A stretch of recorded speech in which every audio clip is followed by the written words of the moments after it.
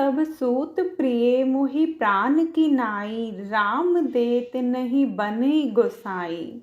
जय श्री राम। सद्भाव रामायण अध्याय 55 परशुराम का आगमन। गोस्वामी जी लिखते हैं, जयमाला राम जी को पहनाने के बाद मारो, सीता को पकड़ लो, कोई बीच में आए तो उसका शिरछेद करो। धनुष टूटा और जयमाला पहना दी। इससे ब्याह नहीं हो जाता, अभी हमारे जैसे शूरवीर बैठे हैं। ऐसा कहकर अभिमानी राजाओं ने विद्रोह कर दिया। सूत्र के रूप में भी यह बिल्कुल सही है। भक्ति जब साधक को वरमाला पहनाती है, तब आसपास का समाज साधक का विरोध करता है।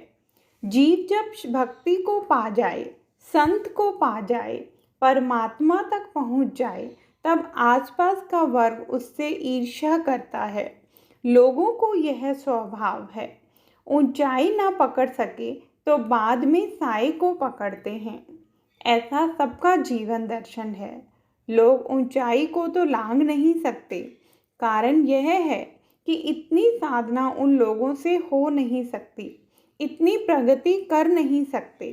तब आखिर में सत्य को पाने वाले साधक के चारों ओर से अवरोध डालने का प्रयत्न करते हैं। तुलसीदास जी वर्णन करते हैं, मारो पकड़ो की पुकारे सुनकर लक्ष्मण जी की आंख जरा लाल हुई।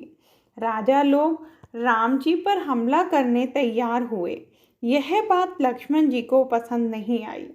कुछ एक सज्जन राजाओं ने लक्ष्मण जी के लाल नेत्र देखकर अभिमानी राजाओं से कहा, इस लक्ष्मण की क्रोधाग्नि में परवाने बनकर जलना हो तो ही आगे बढ़ना। पर अभिमानी राजा माने नहीं। लक्ष्मण के मन में एक क्षण के लिए ऐसा विचार आया कि भगवान राम यदि यह काम मुझे सौंपें तो ज्यों धनुष तोड़ने का काम उन्होंने पूरा किया, त्यों यह दूसरा काम मैं पूरा कर डालूं।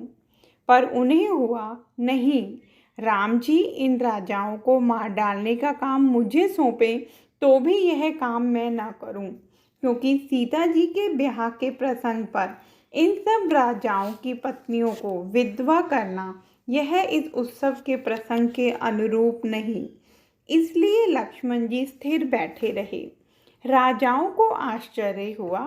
राम जी को लगा कि जनक राजा जैसा एक महान विद्वान व्यक्तियों ही इतना जरा सा बोल गया तो लखन चुप न रह सके, और ये राजा इतने मतवाले हुए हैं, फिर भी लखन मौन क्यों है। परंतु राम जी कारण समझ गए। सीता सुहागन बनने वाली हो, इस प्रसंग पर राजाओं की पत्नियां विधवा हों, यह योग्य नहीं लगेगा। सीता जी को सुरक्षित स्थान में ले गए हैं। राजा विद्रोह करने की तैयारी में हैं। जनक जी इस परिस्थिति में क्या करना चाहिए, इसकी दुविधा में हैं। विश्वामित्र जी परिस्थिति का अभ्यास कर रहे हैं। राम जी चुपचाप खड़े हैं। गोस्वामी जी कहते हैं, तेहि अवसर सुनि शिव धनु भंगा, आयु भृगु कुल कमल पतंगा। ठीक उसी वक्त शिव धनुष टूटने की आवाज़ सुनकर क्षत्रियों के काल परशुराम जी दौड़ते आए। परशुराम जी का जीवन दर्शन देखते ऐसा लगता है कि उन्होंने ऐसा माना था कि समाज का सुधार शस्त्र बगैर शक्य नहीं। वे थे तो महात्मा, पर शास्त्र की अपेक्षा शस्त्र पर उन्हें अधिक भरोसा था। वे इतने शस्त्र प्रेमी थे कि जिस वक्त क्षत्रिय एक एक तरस कर रखते, तब परशुराम जी पीठ पर 2 तरस बांधते थे। परशुराम जी ने पूरे शरीर पर भस्म लगाई है। विशाल ललाट में त्रिपुंड सोहता है। नेत्र लाल हो गए हैं। जिस व्यक्ति के सामने देखते हैं, उस व्यक्ति को ऐसा लगता है कि मृत्यु आई। मुनि के वेश में राजाओं के बीच माने स्वयं वीररस आया हो, ऐसा सबको लगा। परशुराम को देखते ही सभी राजा अपने अपने हथियार फेंककर खड़े हो गए और पितु समेत कही निज निज नामा, लगे करन सब दंड प्रणामा। अपने पिता दादा की पहचान देकर उन्हें दंडवत करने लगे।